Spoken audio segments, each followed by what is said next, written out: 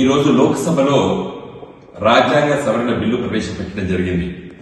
129th amendment bill 2024 ఈ bill ఈ రోజు లోక్సభలో ప్రవేశపెట్టారు. దీంట్లో మరి రాజ్యాంగాన్ని సవరించి జమిలీ ఎన్నికలు అంటే లోకసభకి వివిధ రాష్ట్రాల్లో ఉన్నటువంటి శాసన సభలకి ఒకేసారి ఎన్నికలు జరపాలనేటువంటి ఆలోచనతోని ఈ బిల్లు ప్రవేశపెట్టబడ్డది. మరి ప్రభుత్వము ఎయిమ్స్ అండ్ ఆబ్జెక్ట్స్ లో వాళ్ళు చాలా స్పష్టంగా ఏం చెప్తారంటే ఖర్చుతో కూడుకున్నది. 5 సంవత్సరాలొకట లోకసభకి, వివిధ రాష్ట్రాల శాసనసభలు 5 సంవత్సరాలొకట వివిధ సందర్భాల్లోపట ఎన్నికలు జరుగుతూనే ఉన్నాయి. దానికి తోడు పంచాయతీరాజ్ వ్యవస్థలో మరి సర్పంచులు, బ్లాక్ ప్రెసిడెంట్లు అంటే మన దగ్గర మండల ప్రజా పరిషత్తులు, జిల్లా పరిషత్తులు ఎన్నికలు ఇవన్నీ కూడా మరి సంవత్సరం పొడవుగా 5 ఏళ్లలో కూడా ఎన్నికలు జరుగుతూనే ఉన్నాయి. ఈ రాష్ట్రంలో కాకపోతే ఆ రాష్ట్రంలో జరుగుతున్నాయి. ఖర్చుతో కూడుకున్నది.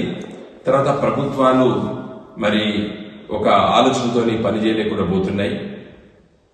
ఈ ఎన్నికల కోడ్ ఇవన్నీ ఉన్నాయి కాబట్టి ఒకేసారి ఎన్నికలు జరిగితే బాగుంటుందనే ఉద్దేశంతో ఈ బిల్లు ప్రవేశపెట్టామని చెప్పి ఎయిమ్స్ అండ్ ఆబ్జెక్ట్స్ లో ప్రభుత్వం చెప్పడం జరిగింది. అయితే అందరు అనుకున్నట్టు జమిలీ ఎన్నికలు రేపో మాపో జరగడానికి ఈ బిల్లులో చెప్పలేదు. ఈ బిల్లులో ఏం చెప్తారు, ఆర్టికల్ 82A అనేది కొత్తగా పొందపరచాలని చెప్పి ఆలోచిస్తున్నారు.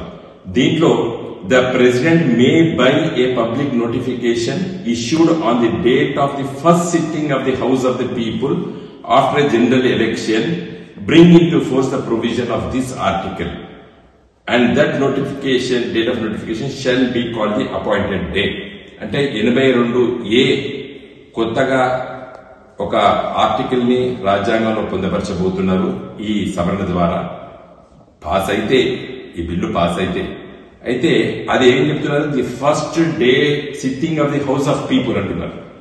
ఫస్ట్ డే అంటే 2029లో కొత్త లోకసభ ఏర్పడ్డ రోజు మొదటి రోజు నాడు నుండి ఈ చట్ట సవరణ, ఈ రాజ్యాంగ సవరణ అమల్లోకి వస్తుందని చెప్తున్నారు. అంటే 2029 తర్వాత వచ్చే 5 సంవత్సరాల ఒకట జరిగేటువంటి శాసనసభల కాల పరిమితి 2034లో జరిగేటువంటి ఎన్నికలన్నీ కూడా మిగిలిన సమయానికే ఉంటాయి అని చెప్పి ఈ రాజ్యాంగ సవరణ. అంటే మహారాష్ట్ర ఎన్నికలు 2029 నవంబర్లో జరుగుతాయి. అంటే ఆ శాసనసభ కాల పరిమితి 4 సంవత్సరాలు 6 మాసాలు మాత్రమే ఉంటాయి. అట్లా ఒక్కొక్క రాష్ట్ర శాసనసభ 3 ఏళ్లు, 2.5 సంవత్సరాలు, 2 సంవత్సరాలు ఉన్నటువంటి శాసనసభలు ఆ కాల పరిమితిలో ఉంటాయి. 2029 నుండి 2034 వరకు. మరి తెలంగాణతో పాటు 2-3 రాష్ట్రాలు జరిగేటువంటి ఎన్నికలు కేవలం 6 మాసాలు ఉంటాయి. దాని గురించి దీంట్లో ఏం చెప్పలేదు. బహుశా రాష్ట్రపతి పరిపాలన పెట్టి 2034 లోపట్నే పార్లమెంట్ లో జరుపుతారు కావచ్చు. సో దీని ఉద్దేశము ఈ జమిలీ ఎన్నికలు 2034 నుండి అమల్లో రాబోతుందని చెప్పి మనం భావించాలి ఈ బిల్లును చదివితే. కాబట్టి మరి ఈ రోజు లోక్సభలో చాలా మంది ప్రతిపక్షాలు వ్యతిరేకించాయి.